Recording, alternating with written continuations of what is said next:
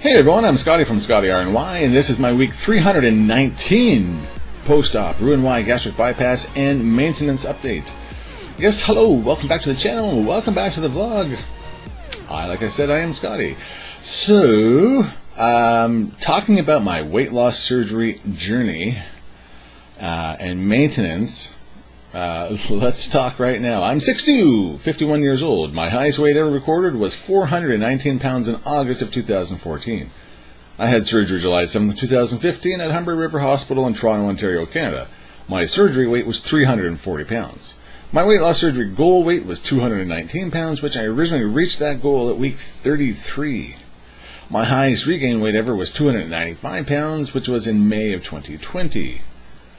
As I say, and I would love to be, my sustainable goal weight would be 240 pounds. Someday. Last week I was 282 pounds, and this week I'm still 282 pounds for a plus minus of 0, making my loss from surgery of 58 pounds, and a total loss from my highest weight ever recorded of 137 pounds. So I am the same, which is good, right? It's always good to be not up. The same is okay, down is great, not up is good. That's very good. This past week, well, let's just see. Some meals were not the greatest. Some snacks were had that shouldn't have. Some exercise was good. And like the title of this video says, some things might have been said. So, food, yeah, meals not on point, not very successful in the meal department this past week. I don't think I'll ever nail that down. I really don't, because I don't think I ever did before. So I don't think that's going to be a surprise, not being able to nail that down from here on out. If I was retired and was making meals every day, sure. If I was a gazillionaire and had a personal chef to make everything for me, sure.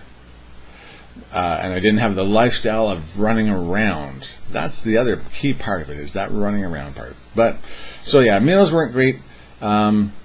And to go with that, yeah, some M&Ms may have been consumed this past week. Yeah, I know.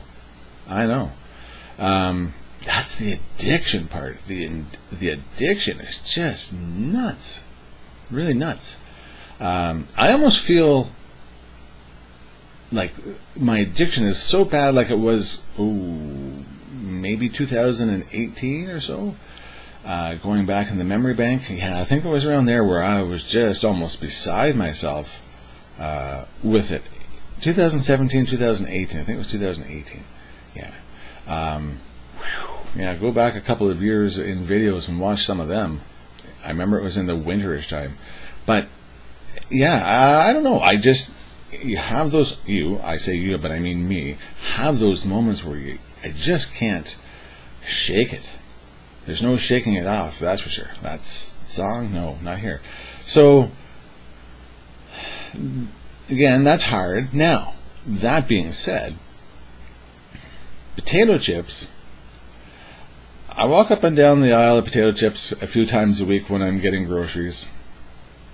And I look at all the potato chips on the shelf. And it's like, I don't even know what to have to enjoy. I never had all the flavors, but I mean, it just seems like, I've had that. No. And I look at it, and so this is a great feeling, is being able to look at that and go, there's nothing really there that I would want to buy and enjoy. Put a bowl of potato chips in front of me, maybe I would eat some. But to actually yeah, I want that one and I'm going to eat it, or even part of it, no. I did that years ago too when I was a young adult, I think it was, when it came to going to the store, the convenience store, and there was the whole row of chocolate bars in front of you there at the cash, and I can remember going, yeah, I wouldn't know what to eat. I've had every chocolate bar going, and there's nothing really satisfies me. So right now it's like that with the potato chips. Again, I don't think I would buy potato chips, because I can't say I won't, because there's nothing really there that would that I would enjoy. And I mean, like, I don't want to buy rippled potato chips and buy a dip. I've done that before, and that just makes me crash like crazy. It must be the dip. But so on a good note, that's a good thing, is the fact that the potato chips now, if I could only do that with M&Ms and say, oh, yucky, they're terrible, but M&Ms, peanuts, yeah, they've got me. So that's tricky, and that will always be a fight. Potato chips, chocolate bars, everything else. So working on that. Going to the gym is good. Yeah, still at the gym 5-6 days a week. Went for a walk the other day. That was really good to change that up, because it was nice. It was cool, because it's been so hot, and then it was like cool. It went from like 26 degrees one day down to like 14 the next, so Celsius. So that was like a real change. So we went for a walk that morning. But the gym, there was a few mornings where at 4 it was really quiet over on the free weight area, and I'm like, I'm going to go over there, because I hate going over there, because I feel intimidated. Even though at 4 and 4:30 in the morning there might be about 5 people over in that section, still enough to make me say no thank you, because I'm not comfortable with that with myself. So there was like nobody there. I'm like, I get over there and do my things, right, and it felt good. It really does feel good, actually, that comparison to some of the other weights that I do. So again, working on the confidence factor, and I'm not going to be one of those people at the gym that can just not stand there, but be there and work out like crazy in front of others. Can't do that. And that's what you'd be doing over there. But at least if I can get over there every now and then, a couple of times a week, I think that would be great. For up here, would be really great. Yeah. So that part is pretty good, I think. Yeah, not going over to the new section of potato chips. So, all right. At a function this past weekend, and someone says, and they meant, in all sincerity, they're, being polite and just asking, have you been out on your kayak this year? No. Nope. Just haven't had the time, really. Haven't had a chance, I think is what I said. But I've had time and I've had chances. But because I am not the same weight that I was last year at this time when I had the kayak, when I first bought it, I don't want to go out on it. I don't feel comfortable. Now, I'm sure the life jacket would probably just fit, because it was like a perfect fit last year. And the kayak itself, I don't know, are they rated for weight? Anything over 5 pounds you're going to sink? Because I have that in my head that I don't even if I had the life jacket that fit, I don't want to go out and try being in it because of the fear of it sinking. I know, right? Like, am I going to sit in this thing and then, because it's a closed type of kayak, a traditional one and not the open ones, am I going to sit in this thing and once I get out into the water it's just going to go whoop and then fill in? I don't know. But here I am being asked about one of the biggest things that I've struggled with and that really bothers me. Am I bothered enough to do something about it permanently? No. But, and again, it was it was just a polite question. And it's just like, oh my God, like, enough inside, what I was saying was like enough, because It buzzed. It did bug me, but I knew it because that's going to happen. I'm going to get those questions, just like you might too out there. Get questioned every now and then about certain things, especially if you are struggling on something and people don't know. And that's what happened to me. So it was a bit of a no. So, as a weight loss surgery patient, this is something that I have to cope with and deal with and make better. And if you're new here, welcome to the channel. And this is something that you could face down the road too.